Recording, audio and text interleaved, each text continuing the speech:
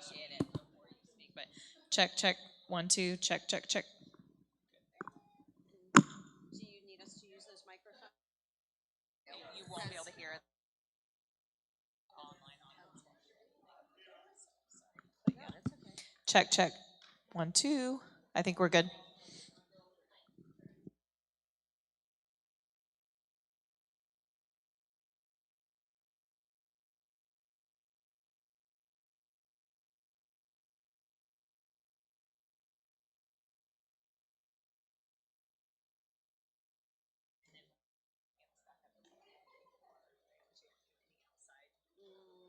Gotcha. Yeah. So you were right. Live stream. Yeah, So we'll turn ours on hoping it would pick up enough for both of us. Yeah. But That's now fine. we need to. Yeah. That's fine.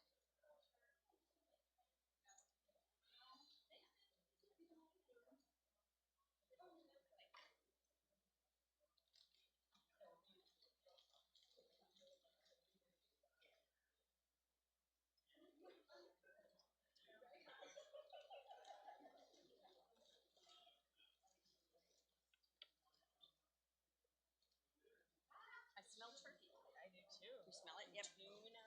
Oh yeah, that.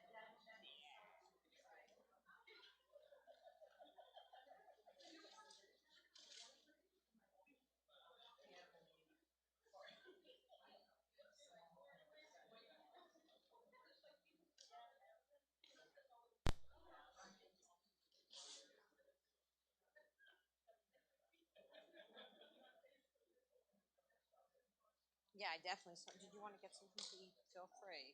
No, I'm good.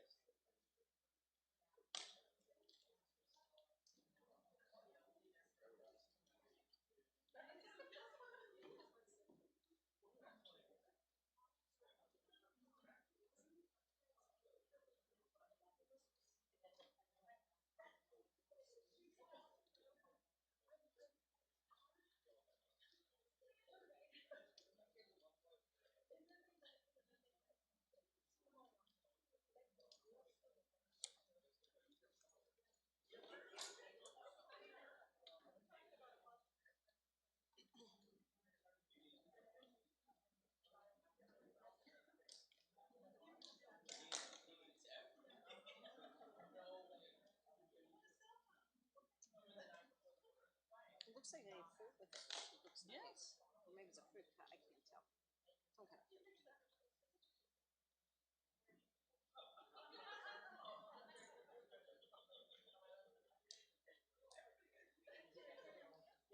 This is such when COVID, before COVID, they would have like stuff for foster parents, like frozen meals that people made that they could take home, pillows, like new pillows, like just like handy kind of things for their homes. It was really nice. I always thought Little things that make their life, well, it makes your life easier. You think about it, but and just and have the restore soft your pillow. dignity. Absolutely, absolutely. It definitely is. Yeah. So I always thought that was so nice, and I'm not sure how many of these people often will ask for foster parents versus adoptive parents. Yeah. Because I think they use this for adoptive, like their credit. They get a certain amount of credits a year. They have to do trainings. Totally. So I think they try to use those. Cool. So if we have like a small group, we'll just like that table's a big table. Maybe we give them like 2 or 3, and maybe we just give them 1 and 2 there. You know, whatever you want. Whatever you want. Okay. I'm good. Whatever. Yeah, I'm good. You got it. You got it. Okay. That's your job. Cool. You just tell me when and I'll just tell you, here you go. Gloria's gonna pass Okay. these. When Gloria's passing these out, you know that's your cue. Yes, I know English. I know what that means. I'll try not to say it in a different language. I know So basic instructions. basic English, basic instructions. syntax. Yes. It's funny. Oh lordy.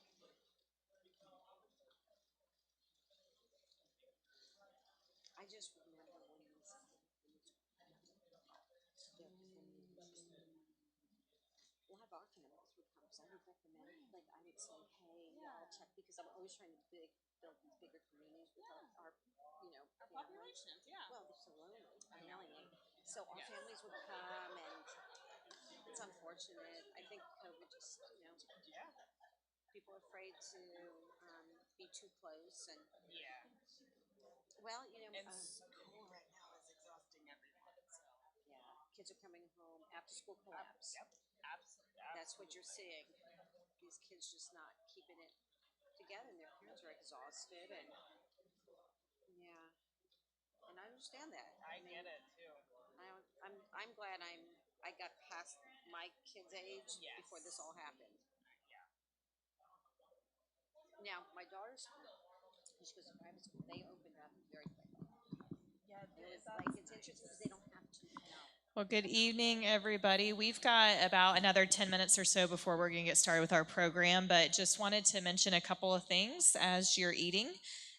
One, at the end of the night tonight, there's going to be some meals for you to take home, but they're frozen, and so they're not out yet, but we'll pull those out. We also have some meat to send home with you, and then we have a bunch of suitcases still left over from last month. So I only set out like 5 in the lobby, but I have a trailer full of about 25 more. So if you weren't here last month, or maybe you just took one and you're like, I could use another, we have plenty of suitcases. So I just don't want to forget at the end of the night and kind of the hustle and bustle to send you all home with all of that good stuff. So enjoy your time together, visit, eat, feel free to, get up and grab more. We have kind of a smaller group tonight, but I know that we're going to learn a lot and have an hour and a half without our kiddos. So, that in and of itself is a gift, right? We love them so much.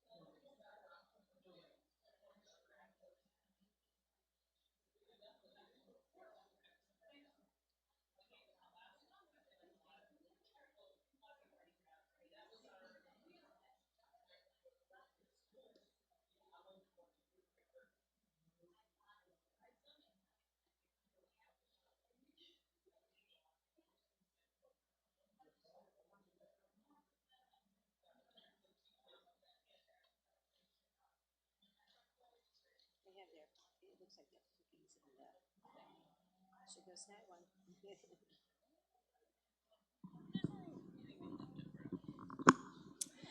The other thing I should have mentioned is that there's a sign-in for certificates of attendance. So if you're a licensed foster parent or you just need a certificate stating that you were here tonight for this training, make sure you sign in, and then I'll write out the certificates and you can pick them up in the lobby on your way out.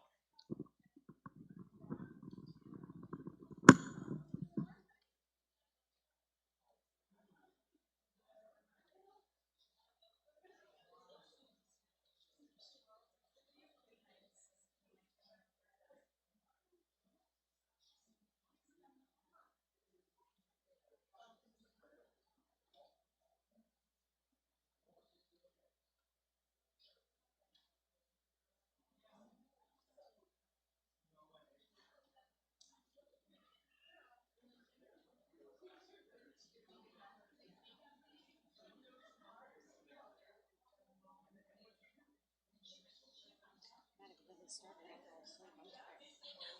I was up since I worked out at 6, so I left my house at 5:20.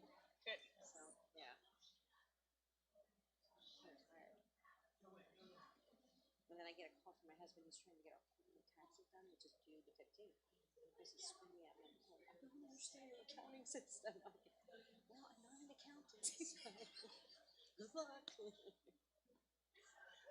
So, yeah, I was like, yeah. And then, and I get a call from my son, Mom, because he owns the business that's in Serbia. And he's like, Mom, did you by any chance, he's asking me, I'm like, I'm not your accountant either. No, just leave me alone. I don't even want to go home.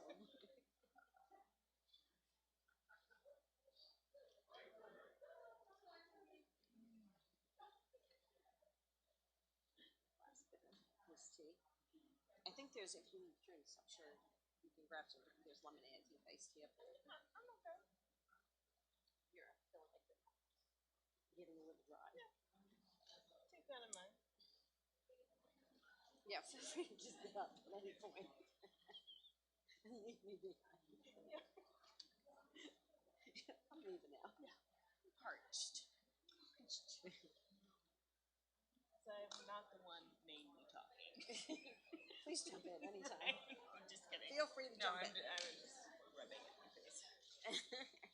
I'm hoping we may have to be drawing some of that out. Yeah. I'm hoping they were going to do a little talking. We'll see. We'll see. We'll see. We'll see. We'll see what they come up with. Some more. It's different if, we have interactive. I'm gonna say that at the beginning. Yeah. This is gonna be interactive, hands-on, interactive. It will be painless. We know you're tired. Yeah. Yeah, I can't imagine after a full day and then they go home to their kids and they come here. That's exhausting. That's a lot. Yeah, if I was them, I'd be like, just let me go sit and meditate for a couple of hours. Yeah.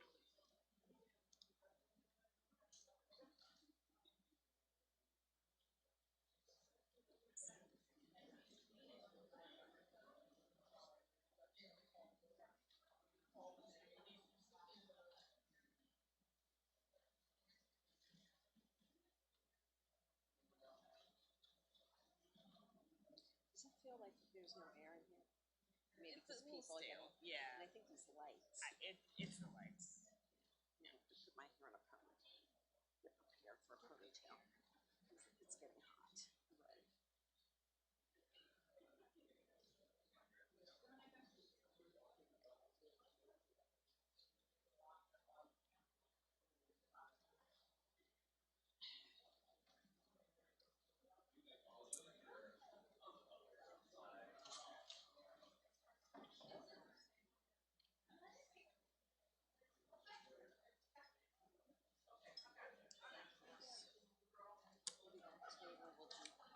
I'm going to tell them to do them in pairs.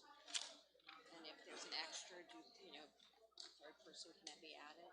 Okay. I think it's 3, 4, 5, 6, 7, 8, 9, 10, 11, 12, 4, 6, 10, 11. That's perfect. I'll get one extra one just in case somebody wants to do it by themselves.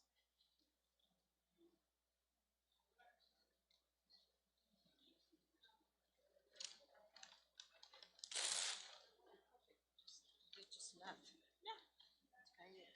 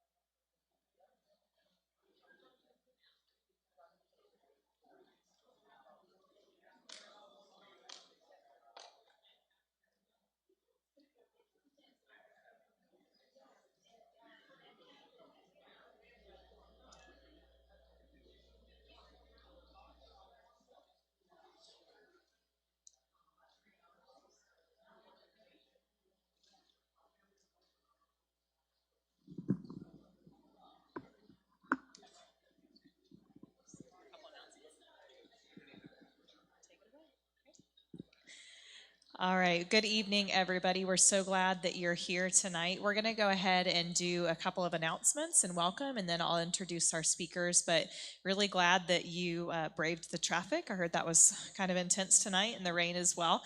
We also have a virtual audience with us tonight, and so we want to welcome everyone that's tuning in and everybody that's in person.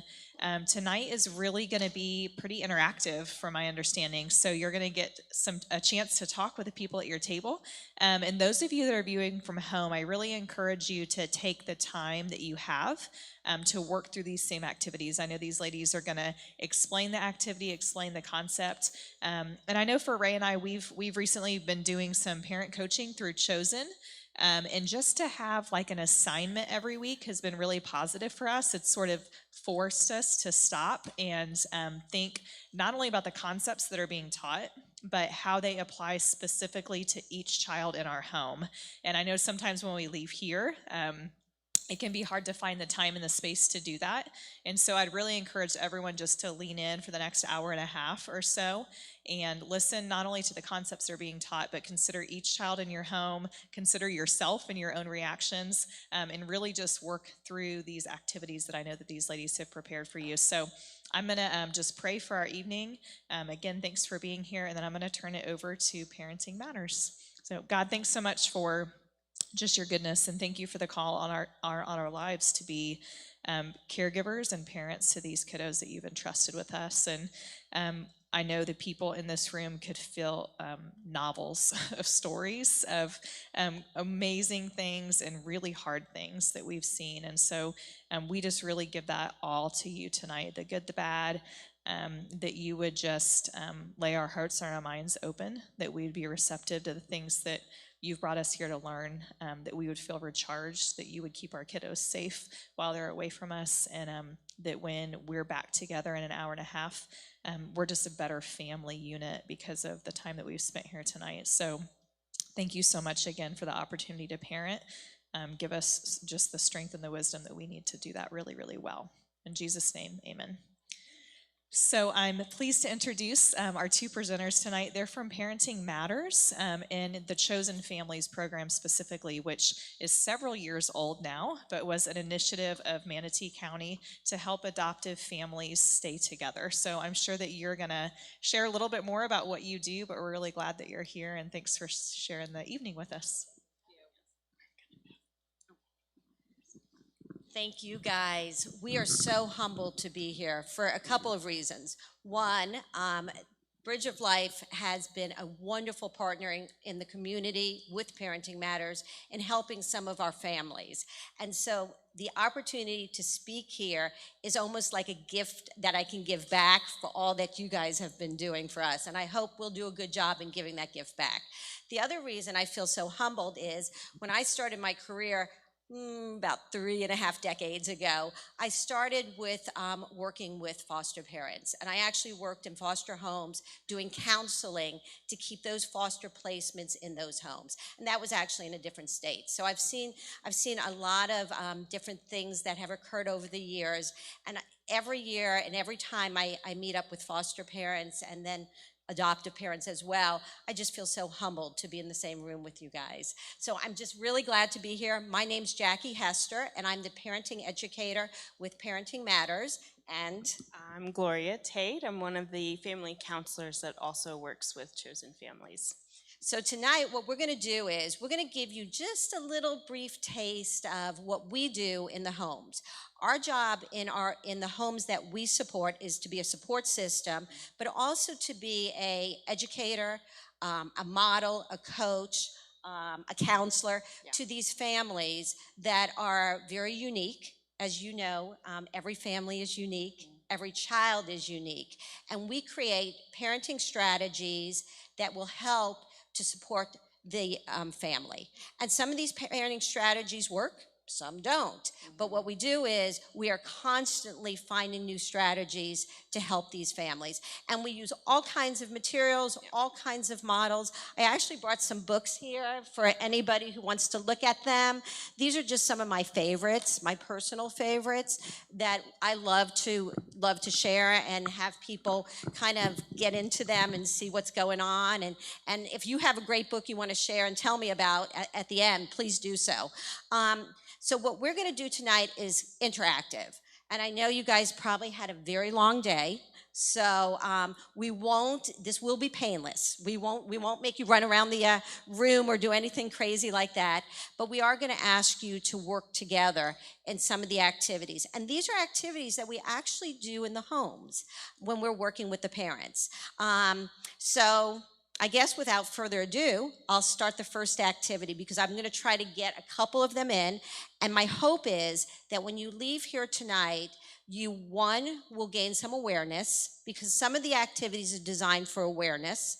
Two, maybe you'll gain some parenting tips, something that you can use with one or more of the children in your home, and that you will also be open to learning different types of parenting strategies.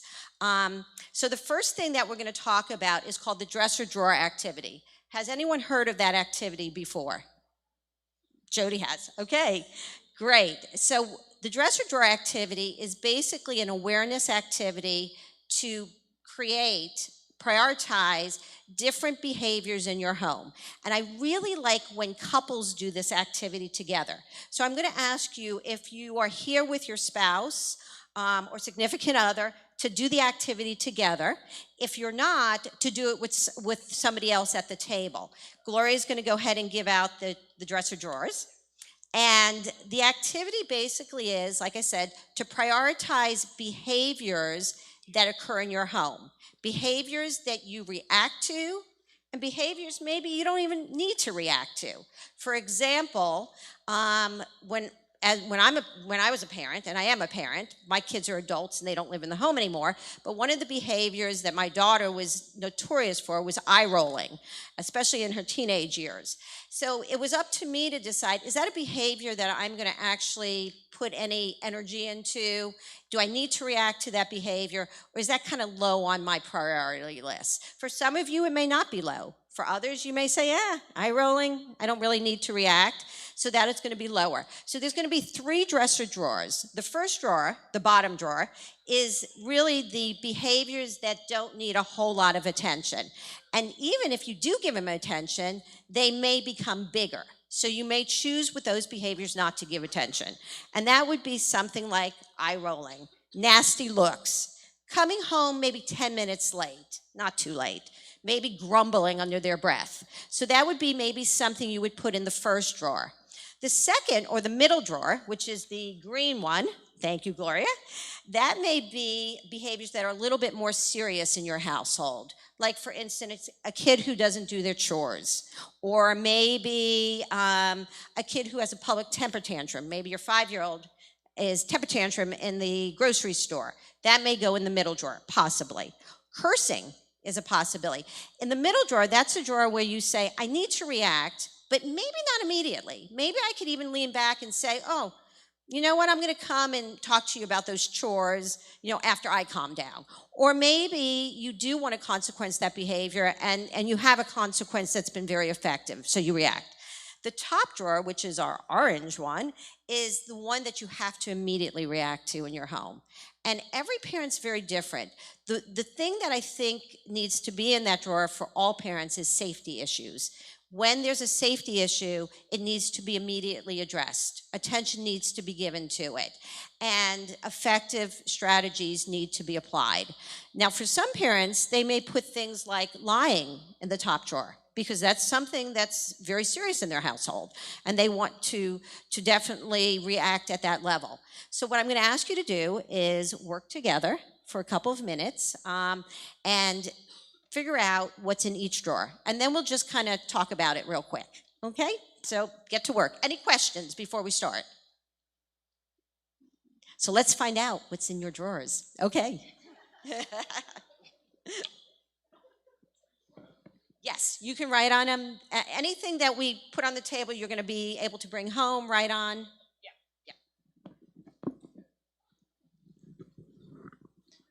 Yeah, and there's markers and then there's pens also to write with.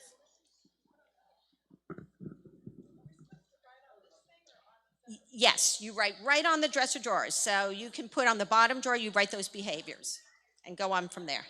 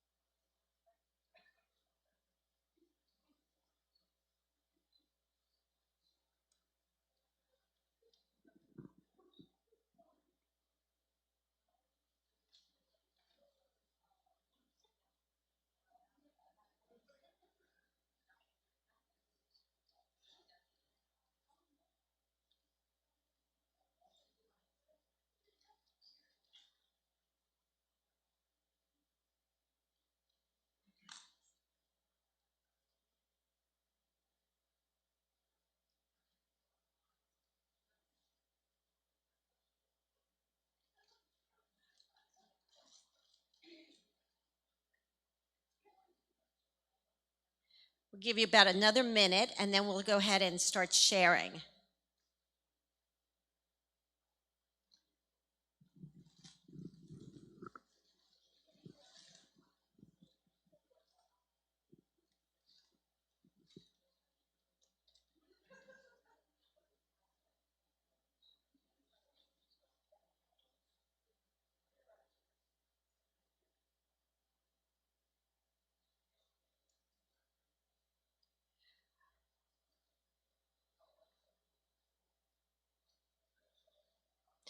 So I think we'll go ahead and start sharing. Just know that these activities can be taken home and you can continue to work on them. Can I just have a show of hands of couples, husbands and wives, or couples who are parenting that are in the room that may be working on this activity? Okay, so let me start there.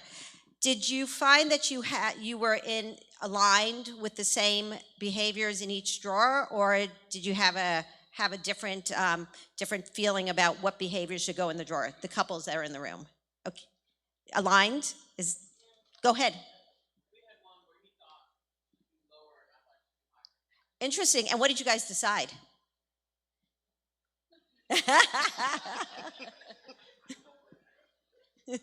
Or you haven't decided yet? Okay.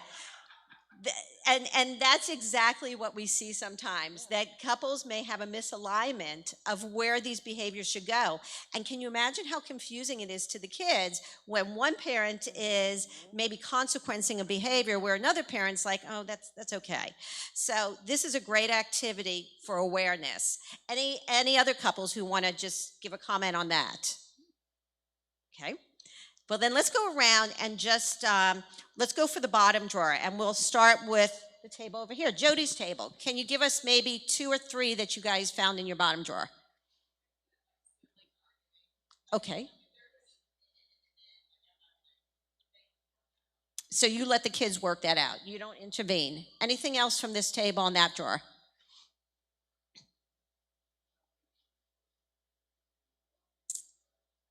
Okay. So the chores were still in the bottom drawer. So you don't necessarily intervene with that, or do you intervene? You wait. and then decide. And that is a strategy. Waiting can be a parenting strategy. You can decide, you know what, let's see where this goes, and let's see if they need that laundry well enough that they're going to go in there and get it. Okay, let's go to this table. What about in your middle drawer? What did you guys have?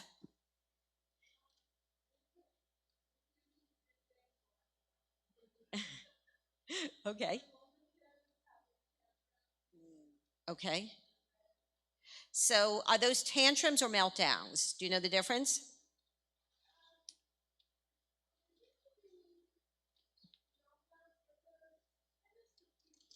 Okay. So possibly a little bit of both. Interesting, and we won't get into that today, but tantrums are very strategic. Tantrums are very controlled. Now, they can move into a place where kids get more dysregulated. A meltdown is very much organic, and it's usually provoked through a sensory or too much stimuli or overtired or after school collapse. Okay, but you had that in your middle drawer. Thank you. Anything else in the middle drawer from this table? Okay. Okay. Okay. Interesting. Give me an example where it would go to the top drawer from the middle drawer.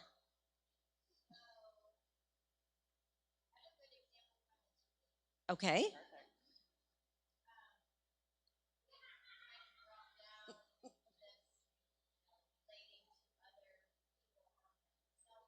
Okay.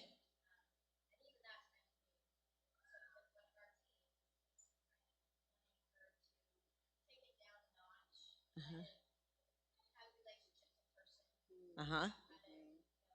Mm-hmm. Okay.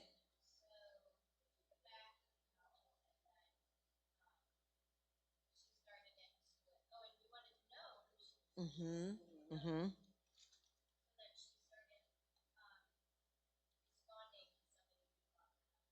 Okay.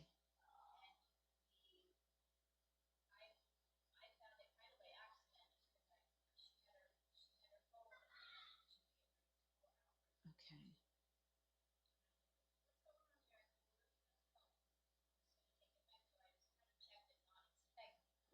Yeah. Okay.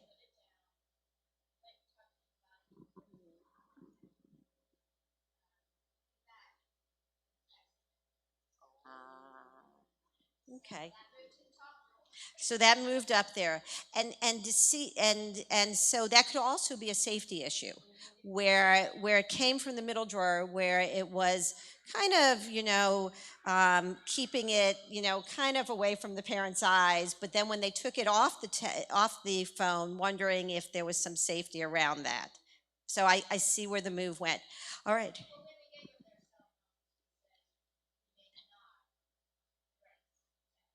So that was communicated well in advance as part of the rules. Got it. Okay. Now, thanks. That's a great example where something in the middle can move up, and something in the middle can also move down. All right, these two tables, the top. What did you guys have? Anybody want to put one out there? Okay.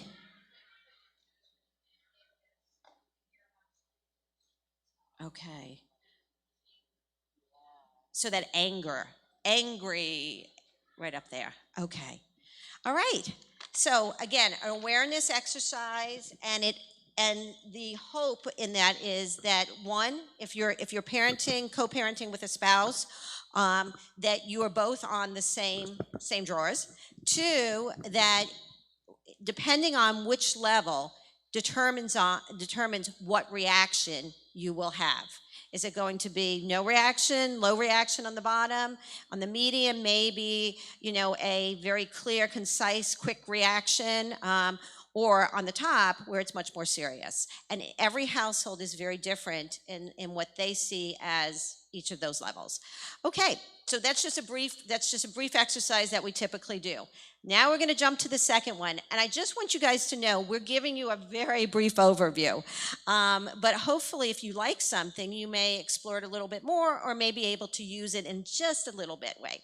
The next thing we're going to talk about is enforceable statements or phrases. Have you guys ever heard of that? That's love and logic. Anybody's heard of that? In your blue packet, it's the gold. You want to hold that one up? Gloria, thank you. It's the gold one. And enforceable statements, we're talking about communication. That's what we're beginning with. We're talking about the thing that most parents come to me and say, we just don't communicate, or we're not communicating effectively. So we want to talk about one way to help in that communication dynamics. There's a lot of other ways, but this is one that I chose because it's a very easy one to implement, and we're going to actually give you a chance to do that. My goal is to tell you something, show it, and hopefully you'll do it. And that's kind of how I work with parents. I tell, I teach, I show them, maybe through modeling or some type of teaching, and then I send them out to try it. And sometimes it works, sometimes it doesn't. But we usually ask them to try it for a couple of times, because trying it once with a kid or with your family is not gonna, it's not effective. You have to do it at least a couple of times, and you have to do it, the big C word, consistently. Okay, so let's talk about enforceable statements. Enforceable statements describes what you are willing to do under what circumstance. What you are willing to do, not what you're telling your child to do. Do you see the difference? What you're going to do, not what you tell the child to do. An example would be, I will be happy to take you shopping as soon as your room's clean. Okay? You're letting them know, I'm going to take you shopping as soon as your room's clean. So what's the advantage of an enforceable statement? Anybody, can you guess what the advantage of using a statement that you're taking ownership of, not putting it on the child or not controlling the child? What do you stay out of when you use enforceable statements? Anybody want to guess? Say that again. Beautiful. And choices keep us out of power struggles. So it's kind of working perfect answer. So enforceable statements are not bribes, they're not threats. We're not saying you have to do this and then I'll do this, okay? Because bribes and threats put control into the child's arena. We want to stay in our arena. So they're very descriptive, concise. For example, we will eat dinner as soon as you're seated at the table. You're going to allow for dinner as soon as the child sits at the table. It is not a command. Commands incite power struggles, okay? And I'm not telling you that you can't give a child a directive, but wording is very interesting because wording can actually set off into power struggles. So let me tell you how they work, and I'm going to give you guys a chance to try two of them. All right, enforceable statements. The first thing is, it's pretty much a fill in the blank, which makes it so easy. My parents love this because we don't use all these. You just pick the ones that work really well for you, and you may use the ones over and over again, but just using them for different behaviors. Because isn't it hard to remember everything? When I was parenting my kids, the simpler the better. And maybe because I'm just simple in my head, but the simpler the better for me.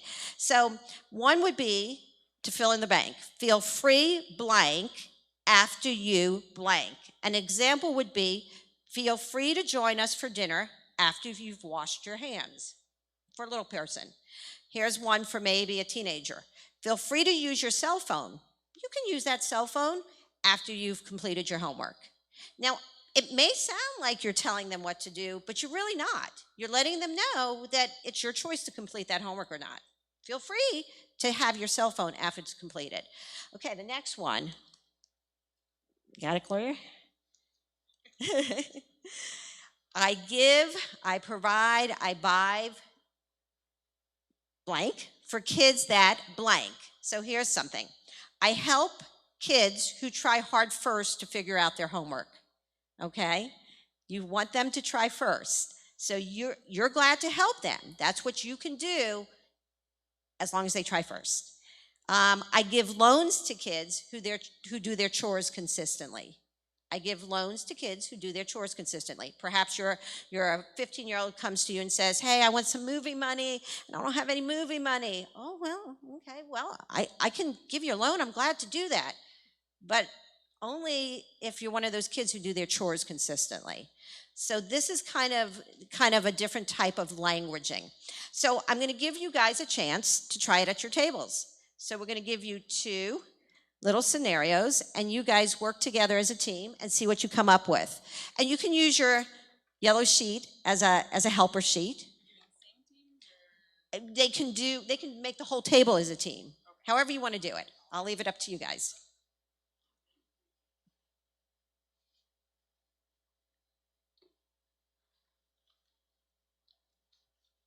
So take a review of the sheet before you do these 2, because it'll probably give you a hint.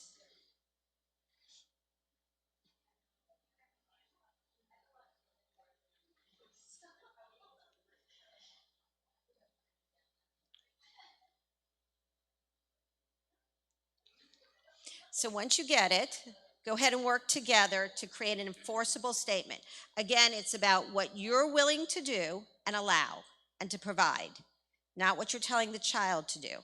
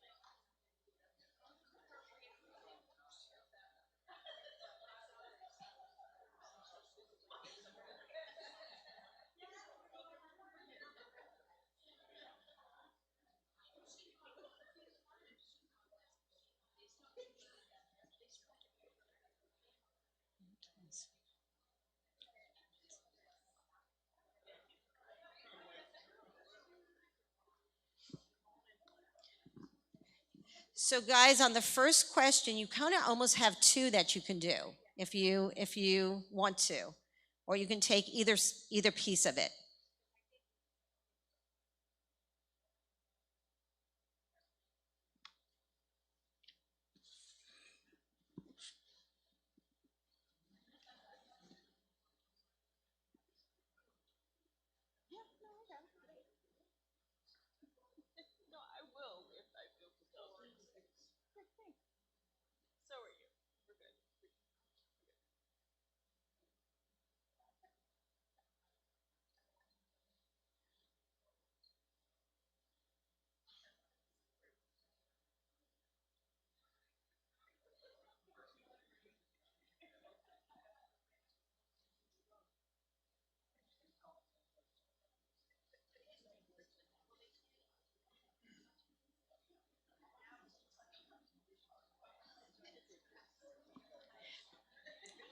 Is anyone stuck? Because we'll send Gloria over if you're stuck.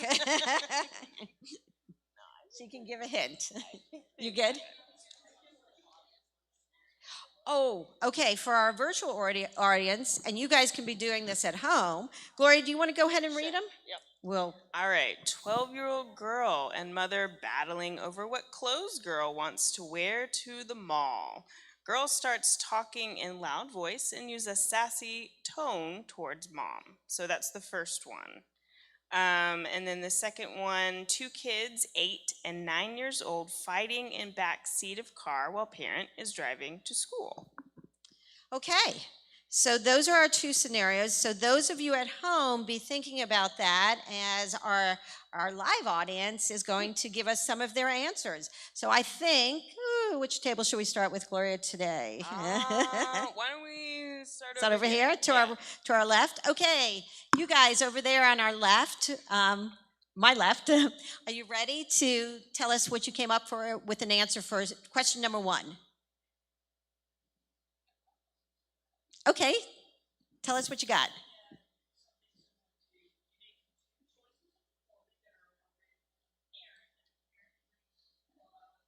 Okay.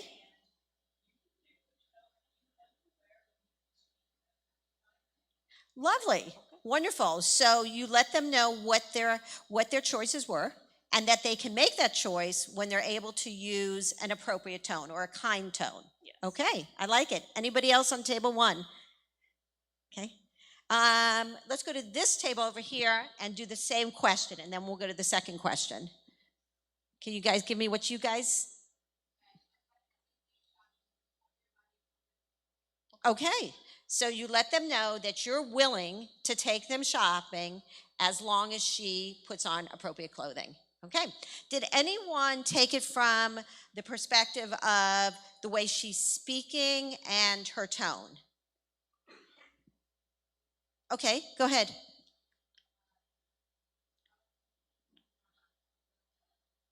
Wonderful. I listen to people who do not yell at me. Okay. I like that. That's yes, how that works. As long as you're regulating your voice. Nice.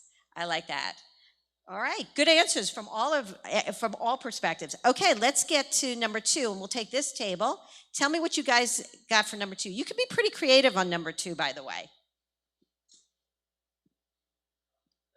Yep. Sorry. I like that.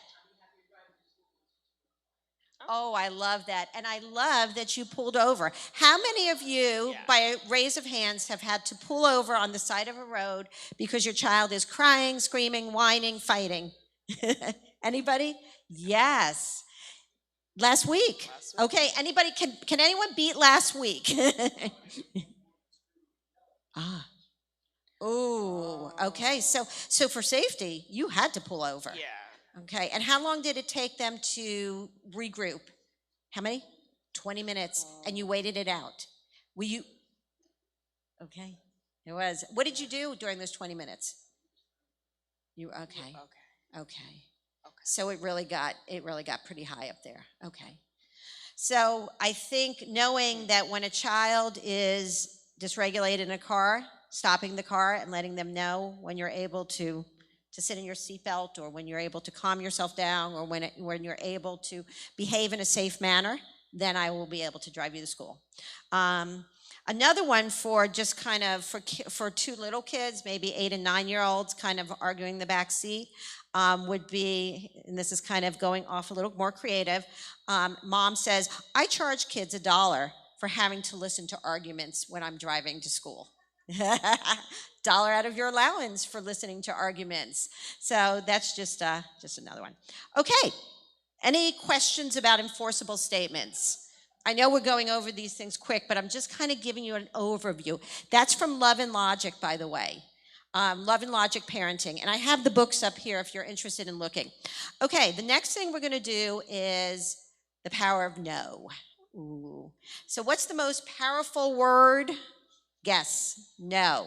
What's the least powerful word? Guess. No. So no is really powerful in parenting if it's used infrequently and effectively to set limits. Infrequently and effectively to set limits. It's not powerful or least powerful when it's used infrequently, inconsistently, and wishy-washy. It loses its power. Who's the most powerful person in the room? The person who can say no. The person who has the power to say no. And typically that's the parent. Now we're going to take it from a little bit different perspective. We're going to talk about why kids don't like the word no and how to say no without saying no. Have any of you tried this? Okay, well we're going to play with this a little bit. So why do kids not like no? Teenagers, little kids, big kids, big people, why don't we like no? What does it mean when we hear no? Really good one. Lack of control. And that's usually for the kids who are either defiant or kids who are very strong-willed and are looking for power. And so some of you guys, I'm guessing, who are fostering and maybe who have adopted, probably have ran into some of those kids who need control. So the message they're internalizing is, if I'm not in control, bad things happen. When bad things are happening around me, the only way I can survive is by being in control. No feels like they're not in control. So for kids who are defiant, who have strong will, who are looking and seeking control, not saying no or saying no without saying no is a very good strategy. The other reason that kids don't like hearing no, and teenagers, is it means they're going to be disappointed. It's immediate disappointment when they hear no. They want something, they expect something, and they hear that word no, and right then they shut down. How many times does a kid shut down before they even hear the rest of the sentence? I'm seeing the shakes, yeah. They shut down immediately. So what we're going to do tonight is we're going to give you guys some paper, and you're going to come up with how many ways you can say no without saying no to a simple question. And then we're going to talk about it. Because the more strategies or techniques we have to saying no without saying no, the better you guys will be, because when you do have to say no, then no becomes more powerful. Then no becomes the word that it needs to be for the children. I'm not a proponent. I'm not telling you not to say no. I think parents need to say no. I think it would be wrong for a parent never to say no to a child, but I think it needs to have power behind it. So, okay, so Gloria, do you want to, you guys have paper on your tables, these big Yes. sheets of paper. You can group into twos, you can do it as a group in the table, and I'm going to give you the question. And the question is, Gloria, do you want to see if we have some more of these? But I'll read the. Oh, it's in the packet. Yeah, in your the package, you'll see a purple. page. Thank you. Purple page. And the question is, how many ways you can say no without saying no to the following scenario? Daughter wants M&Ms before dinner. How can mom tell her no without saying no? And I'll give you some hints. You can offer alternatives. You can use empathy.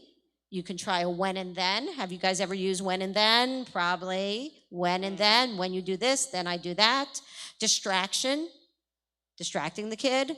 Maybe even writing an IOU. Some things that you can kind of play with. So go ahead and work as a group and see how many ways you can come up with.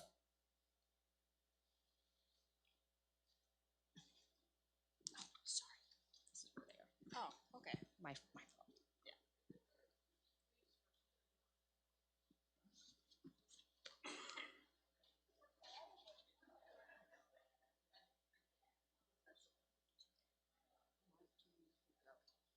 For what? Which, I mean, is that what the poster board's for? Okay, we can do that. Okay. That's fine. Yeah. Whatever the plan was.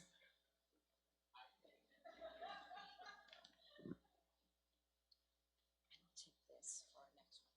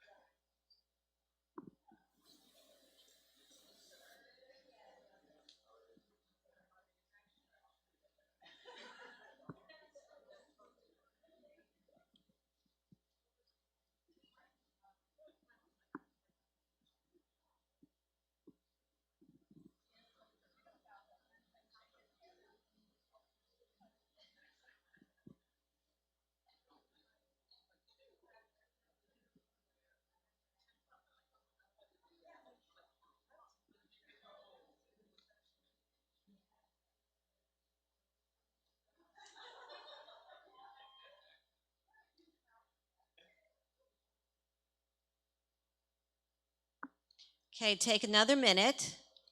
And remember, these are all things that hopefully you'll go home with and maybe ponder a bit and add to. For those who are at home, I'm going to go around with the microphone and have those who've come up with an answer kind of say it nice and loud, and we'll also write it up here. So I think I'll start at this table. All right, who would like to tell us one way to say no without saying no? Okay, one idea was saying eating M&Ms before dinner might give you a tummy ache. I like that one. Focusing on that tummy ache. Anything else from this table? Anybody else want to take a shot? You eat your dinner. Wait a minute. When you eat your dinner, then you get your M&Ms. When you eat your dinner, then you get your M&Ms. I love when and then. It keeps you out of those power struggles. Okay, I'm going to this table over here, who still have pens up in the air because you're just like putting so many answers down. Okay, who would like to? Anybody? You got one? We have the same one. When you finish dinner, and you can have M&Ms. When and then again. And there's another one. You know M&Ms are for snacks. Say that again. You know that M&Ms are for snacks. Ah, so you kind of reiterated the rule. You know M&Ms are for snacks. Or you could have said the rule is M&Ms for snacks. M&Ms is for snacks. Great one. Anybody here? Anybody else? Same one? Okay. And we're going to go to this table. Do you guys have anything beyond the when and thens? We had, hey, let's put your M&Ms in a special dish and set them right next to your plate. I love that one, especially for little people, because little people want to see it.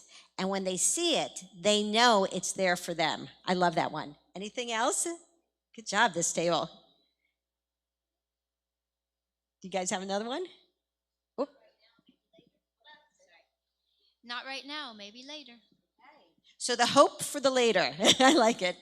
Okay. What about you guys? Anything over here that you came up with that's a little different, or you have one over here? I'm coming around. Okay, you ready? Let's save them for movie night. Let's save them for a movie night. I like it. Okay, you're still going to get them, but not tonight.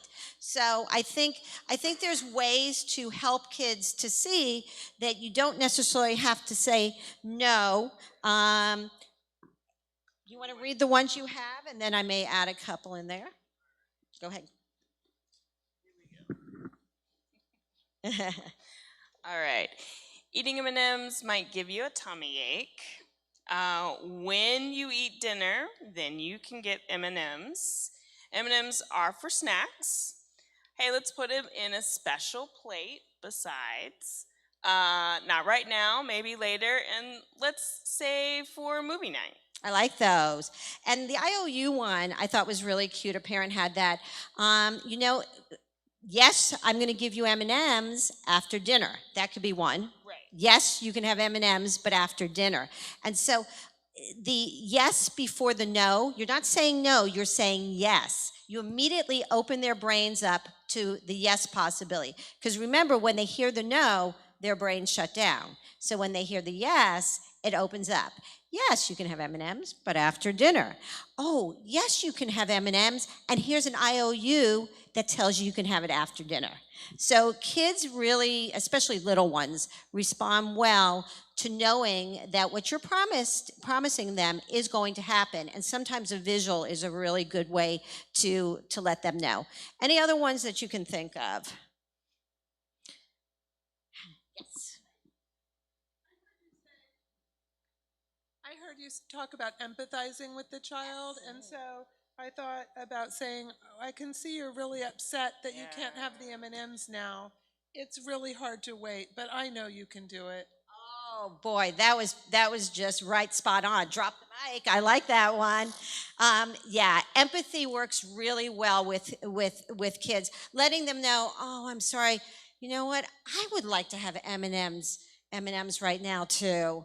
but we'll have to wait till after dinner. I think that can, aligning with the child and letting them know, yeah, that's hard to wait, especially for the little ones. So, and you're teaching another lesson. We're waiting, that waiting lesson. And sometimes they may even throw a little fit. And what do you do when that happens? Yeah, just kind of letting them sit with those feelings. And sometimes that's hard. And maybe you have to sit on the floor with them and let them sit with those feelings. So, okay, I like all of that. Anybody else want to say anything about that? Have you guys done some of that where you've, instead of say no, you come up with a different type of, okay, shaking the heads, and I like that. Okay, so let's go to the next one. The next thing that we're going to talk about is called energy drain. And this is my absolute favorite thing. And I use this with all of my families. I teach them energy drain at some point. How many of you have just so much energy? So much energy that you just have so much energy you can take on 10 more kids? No. I don't think so. Jody, you have a lot of that energy in you? You do have a lot of energy. So what we're really talking about is we're going to talk about how kids can help replenish energy that they drain. And in your packet, it's the blue sheet. And again, this is a love and logic concept. And what we're going to really be talking about is that energy is finite, where time, energy is infinite, where time is finite. Once time passes, it's gone. But energy can be replenished. So for parents, being able to replenish that energy is a super great gift. So how many of you would like to have more energy? Okay. How many would you like to have Jody's energy? How many of you would like to dole out less consequences? Yeah. See, parents tend to go to the consequence side. Just because it makes sense. And sometimes it's the right thing to do. Logical consequences, natural consequences, imposed consequences. But sometimes there's not the right consequence that fits the behavior. Sometimes there's a misalignment there. Sometimes there's no logical consequence. And sometimes kids have dug such a deep hole in getting consequences that giving them another one's not going to be effective. They can't even dig out of that hole. So we want something else. This doesn't mean you use this all the time, but it's definitely times you can use it. What is energy drain? So energy drain in parenting is anything that drains a parent's energy. Very simple. You don't have to remember a whole lot. It drains your energy. And for kids do things that drain parents' energy. And we're going to actually go back into our groups and figure out what those things are. But kids can also make deposits that actually can help build a parent's energy. And here's the amazing thing. When a kid drains a parent's energy, then a parent may not be able to do something that the kid really wanted to do. Like, for instance, maybe the kid didn't pick up their laundry in their room. And the parent waited and waited and nagged, and the afternoon comes, and the laundry's still sitting on the floor.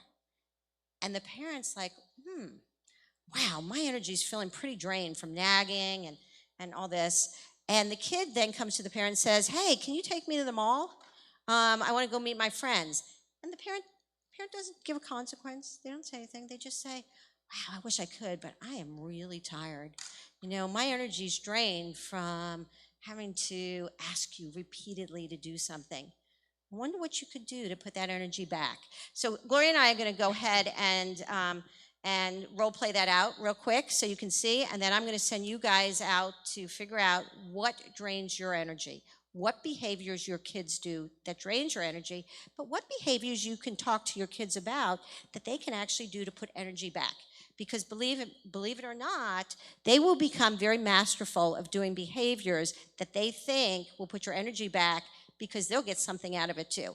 By the way, what do most teens and preteens want?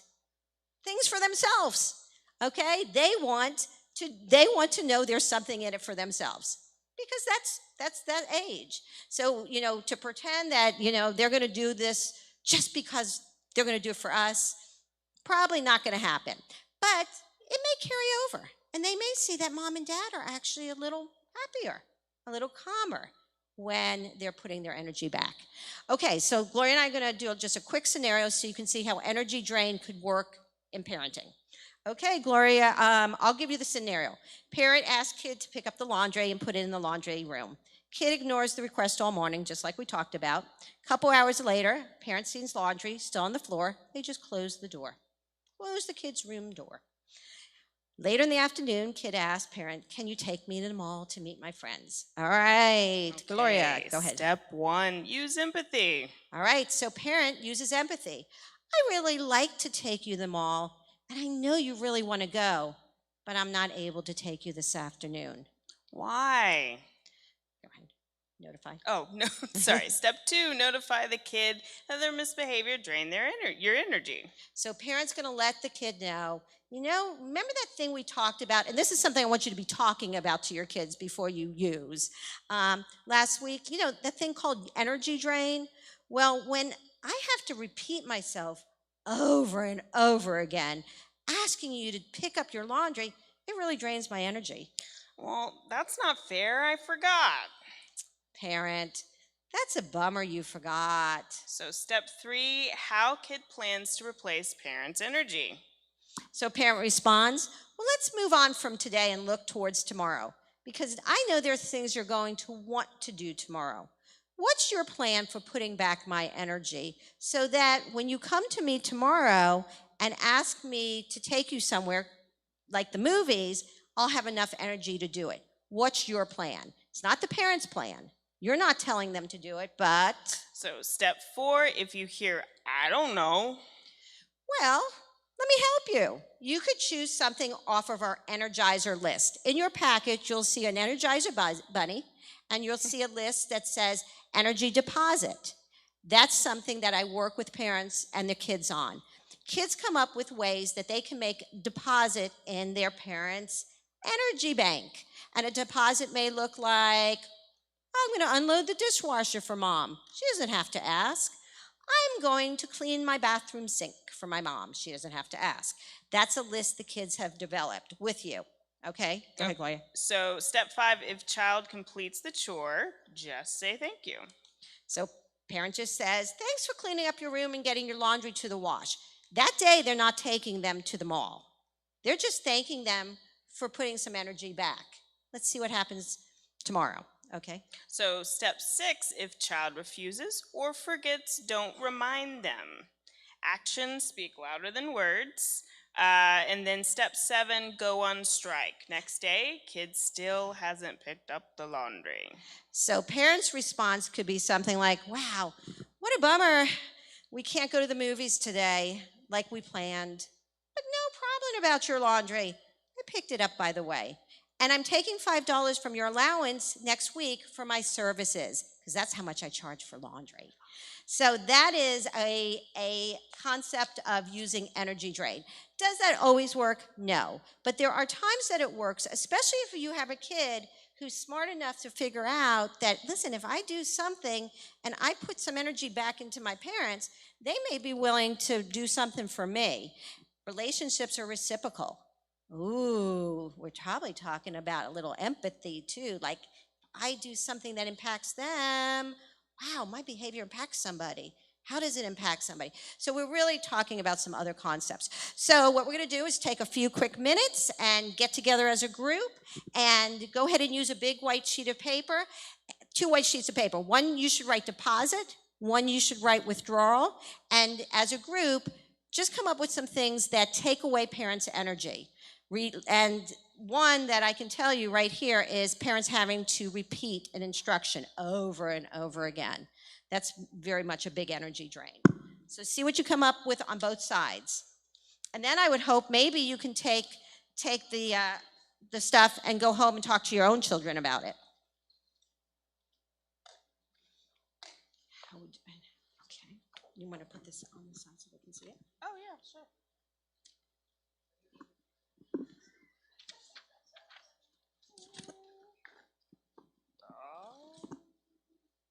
Don't know if they can see it, but okay. Good job.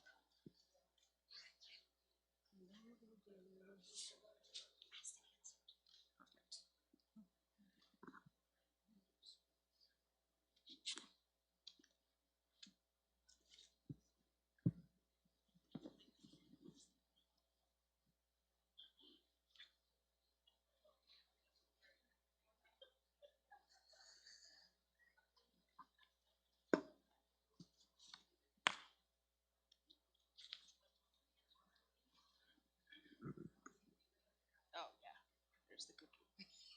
Like, I remembered a cookie.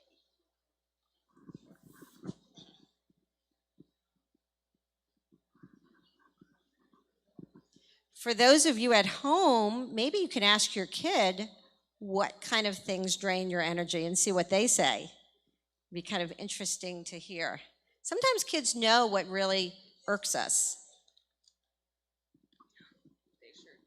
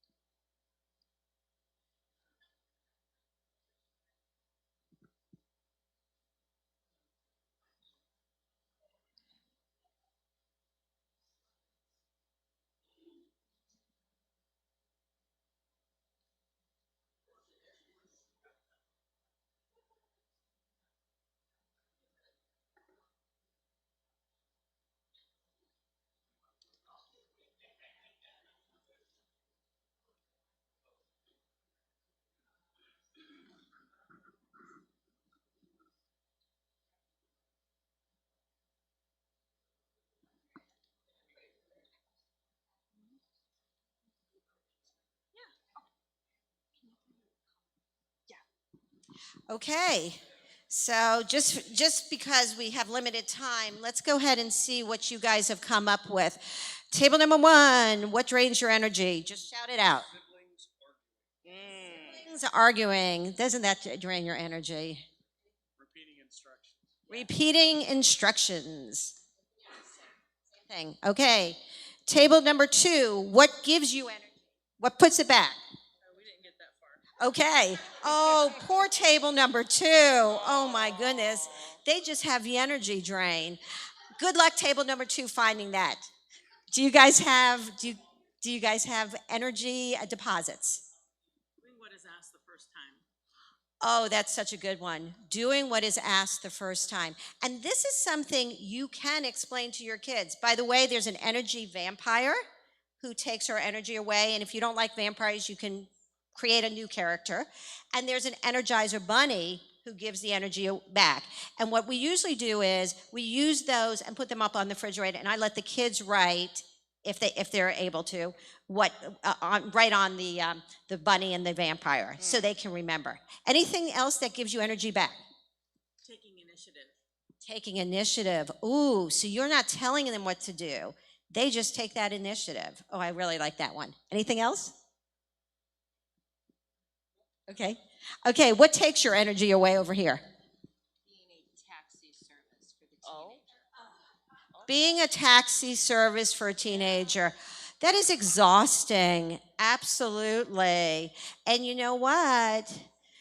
So giving back is really important for when mom has spent all day shuffling kids around. And you know what? I can remember when my kids were teenagers and they got to a point where they thought it was expected. Oh, it's not expected. That's a privilege. That's one of those things that are actually a privilege. Now, going to school, we have to take them to school, and work. But other things like friends' houses, movies, the malls, and all those kind of things, those are privileges. And those are ones that where if they can give mom and dad some energy, that's important. Anything else? Take back or deposit? Anything else, you guys? Okay, well, hopefully you'll do this with your kids as a possibility. It's really fun when I go into a home and a kid says, "Oh, I gave my mom some energy back today." And the mom's smiling ear to ear, and she's like, "Yeah, they did this, this, and that, and I didn't even have to ask." Isn't that a nice thing when that happens? Okay, we're moving along, and I know we're moving fast, and I know you guys had a long day, and it's probably hard to keep up. But I really do want to give you the overviews on some of these. And we only got, I think, 2 more to go. So here we go. Okay, so let me ask you this. How many of you have kids who nag you until they get what they want? That they're just really, yeah, okay. How many of you are wafflers, where you cave in? Anybody? Oh, yeah. How many of you hold out for a while, but then cave in? Like you can hold out, like you can, maybe they ask 10 times and then you cave in on the 11th time. Ooh. Anybody? How many of you cave in because you second guess your own decision? Yeah. How many cave in because your kid wears you down? They are just so good. Yeah. How many of you feel guilty? You parent from guilt. Like, oh gosh, their friend has that and they really want it, but I don't really want to get it for them. And yeah, that happens too. Kids are really good at this. Kids nag, and that's a learned behavior. That is not something they're just automatically born with. They learn it. And they learn to do it really well when parents don't stop it. And they learn it even better when parents wait to the 10th time and then give in. Because from 1 to 10, they have become very good at nagging. They have learned to kind of increase their game. So parents actually make kids good naggers. Yeah. So if you've done that, congratulations. Now, of course, I don't really like living with kids who nag, so let's talk about what we can do with that. All right, so there's a little technique, and it's 3 words. And I don't know if anyone's heard of them. It's called asked and answered. Anybody? Yep. Yeah, I love this technique. I absolutely love it, and we use it with our parents. Now, I'm going to tell you, you're going to have to be consistent. You're going to have to use it over and over again, and you're going to have to do it the way it's designed. Because if you get wishy-washy or if the kid gets you off track, it's not going to work. But it is really a great technique if you can stay consistent and follow the directions in using it. And you do have it in your folder. What color? Green. It's green. Yeah. Okay, so Gloria and I are going to kind of play the scenario out for asked and answered. Okay. Gloria, you're the kid. All right. Can I have a cookie? No, not right now. It's almost dinner time. But I'm hungry. I want a cookie. Have you ever heard of asked and answered? No. What's that? Did you ask me a question about having cookies before dinner? Yes. Did I answer it? Yes, but I really want a cookie. Do I look like the kind of mom who would change her mind if you asked me the same thing over and over again? Because, by the way, I've become the mom who's not going to do that again anymore. I walk away grumpy. But I come back an hour later. Can I have a cookie, please? Asked and answered, walk away. So the technique basically is that you have to teach your kids before you get to the technique what this technique is, what your response is going to be, and they have to understand that you draw the line. When you give them an answer, and the answer is fair and just, because kids only like things that are fair and just. Fair and just in your mind, because you know what's fair and just. They may say, well, that's not fair and just in my mind. But once you say no, then you go back to the asked and answered. And here's the key. You walk away. Now, they probably will follow you, by the way. Oh, I want a cookie. I want a cookie. And maybe they even drop themselves on the floor for the cookie. And you just keep saying asked and answered. It's very simple because it does not require you to explain it. Most parents get stuck in the loop of explaining why they can't have a cookie. No, you can't have a cookie. It's dinner time. You're going to spoil your appetite. And, we don't have cookies before the dinner. Those are okay things, but you know what? That takes a lot of energy. Right. That's the energy drain when you have to explain something over and over again. Once the kid realizes that when they ask, you have answered and it's over, and you've drawn the line and you've done this over and over again, it's actually pretty effective. Any questions about that one? Yes. Yeah. Right. Well, isn't that brilliant? That is brilliant. I love that. I probably would make sure that the cookies are not in a place where the 4 or the 5-year-old can get. Because you know what? That's environmentally changing the home. There are some things kids will probably get into if it's left out. And if you know your kids are those kids who are going to get into sweets, then I probably wouldn't set them up for that. I would probably make sure the cookies are someplace that you can only give them out. Does that make sense, or? It sounds great. No, but you're definitely not alone in that scenario. No, and I promise you, as a mom, kids are just so smart, because what your brother does is not able to do, the sister may try it. But if you're consistent both ways and you don't keep it out, where they can get it, it's hopefully going to work. Okay, any other questions about any of those before we get to the last one? Am I okay, Jody, with time? Okay. You guys have been awesome. Thank you. Yes, thank you, because I know you probably have after work collapse, where you Yes. just, what after school collapse is for kids, where they hold it together all day and then they come home and they collapse and they cry. And you're like, why are you crying? And they're like, I don't know, because they've held it together all day and they've done their very best and they've kept their little minds working, and then they come home and they collapse for you because you're the safe person. So I have a feeling if we don't finish up, I'm going to have a lot of crying parents. So let me do the last one. All right. So Not our intention. So our last one is probably the one that is the one that everybody's ready for now, and that's your is the one that helps to kind of get parents in a good place where they're not reactive. And I know there's a lot of stuff on reactive parenting, and I'm sure you guys have probably gotten a lot of that. And there's some really good books over here that you can take a look at. I love Scream-Free Parenting, by the way. Scream-Free Parenting, one of my favorite things they talk about is not picking up the gauntlet. You know how in an arena where knights go to battle, one knight throws down the gauntlet and the other knight has to pick it up for battle to begin? Well, guess what? If the parent doesn't pick up the bait, the battle can't begin. So Scream-Free Parenting does a really great job in explaining some of those things. Okay, has anyone ever heard of the Anger Iceberg? It was designed by the Gottman Institute, and they began with marriage and marriage counseling and all that kind of stuff, but they've branched out to a lot of stuff. Well, the Anger Iceberg is what lies below the surface. The surface of the ice is what actually is creating the anger. It's not what is on the surface, it's what is below the surface. So let me give you 2 examples. So let's say your child spills milk on the table during breakfast. In a normal, maybe in a Saturday, when you're feeling relaxed, you would probably wouldn't give much attention to it. Maybe you would clean it up and go on your way. But what happens if it's on a Tuesday morning and everybody's running late for school and they spill milk all over the place? The likelihood is you may be a little bit more angry than you would be on a Saturday morning. So where is the anger? It's lying below the surface. Another example would be your kid is running around at night and starts running around, doesn't put their pajamas on, doesn't want to get in the shower. Well, on a school night, you probably would be pretty stressed because you want to get to bed, you got to get this kid to bed, and he's waking up his brother now.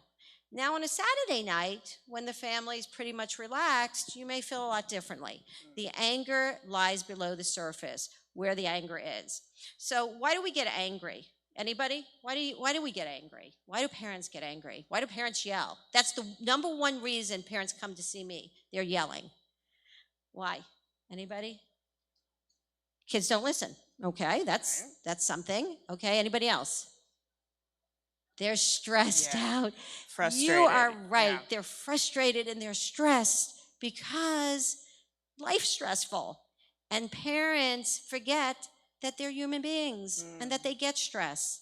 And when you are stressed, you go into your stress response. What is your stress response? Your fight, flight, freeze response. And parents a lot of times come out fighting, which means they're yelling. So, it's about feeling overwhelmed and stressed. It's also about feeling powerlessness, a sense of powerlessness. What happens if you feel like you can't control your kid? You got this kid living in your home. You love this kid with all your heart, but this kid's out of control, and your home feels out of control. That sense of chaos and feeling out of control can cause some of that anger as well. Parents feeling afraid that they're not going to be able to do what they need to parent this child. That can create some of that anger and yelling. So there's a lot of reasons that parents yell. It's really about where the parent is at that moment and what's below the surface. It's typically not that the kid did something, because kids do what kids do. Kids got little hands and they drop milk. Kids are learning. Teenagers make really dumb mistakes because guess what? They're supposed to. They're supposed to make mistakes so you can teach them how to fix those before they go out in the world. But depending on where you're at as a parent, in that moment will determine how you react. So I'm going to give you a quick technique because you probably got all the techniques in the world for this.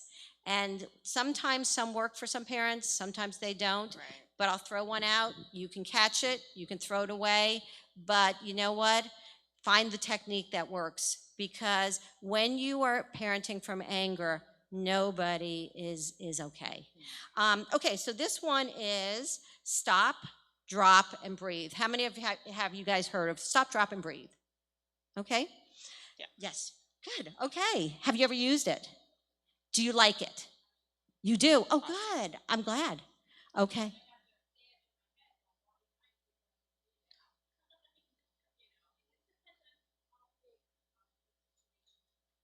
Okay. Okay. I really like that you said sometimes I have to say it in my head. Parents, people, sometimes we talk in our heads and we talk about the things that are bothering us. And sometimes we even ruminate about those things. And sometimes we become more angry because we're thinking about them, talking about them, why our kid is behaving. And we've now created a whole story in our head. So you're right. You have to say it over and over again. So let me tell you what stop, drop, your agenda, breathe. Stop. So stop is what you're doing. Stop what you're saying. Stop what you're thinking. Close your mouth. That is like the simplest thing, but it's the hardest thing for parents. Close your mouth. Just close it. Close it. Parents are like, I can't. Things are just coming out. Well,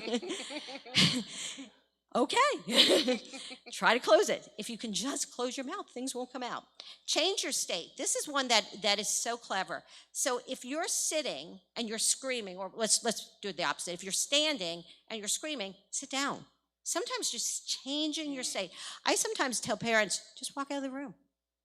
Close your mouth, walk out of the room. Yeah, the kid's probably going to still be yelling, but you know what? If you change your state, your physical state, in that moment, you've now made a change that can calm you down. Okay, drop your agenda. What's your agenda? Let go of what you're fighting about. So there's some things that you may want to kind of give your own message in your head. So one of the messages that I always say to parents is it that important? Is what is going on in your head that important that you're willing to risk this connection with this child? Because every fight creates a gap in connection, okay? And then you have to close that gap, and that takes work.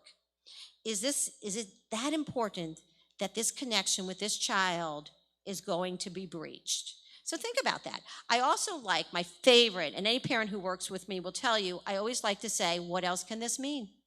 What else can this mean? My child is laying on this floor screaming their head off, and does it mean that they're trying to make me angry? Or maybe perhaps it means that they had a really tough day at school and they're really tired and they don't know how to regulate themselves. What else can this mean?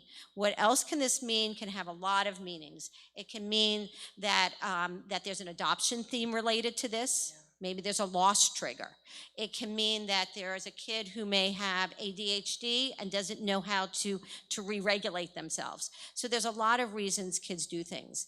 I can tell you, it's not always because they're trying to make you mad.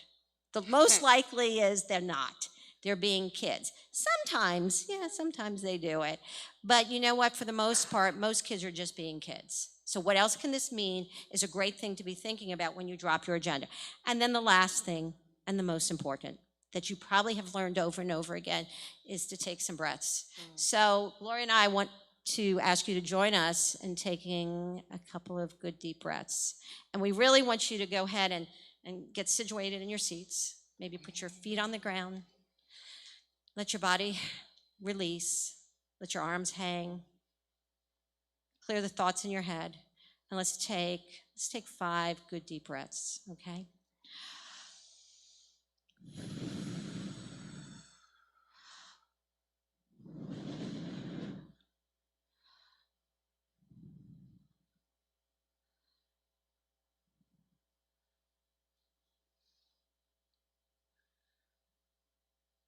And just sit there for a minute. And just give yourself a gift. The gift of just sitting for a moment. You don't have to be anywhere in this one moment in time. Just be you.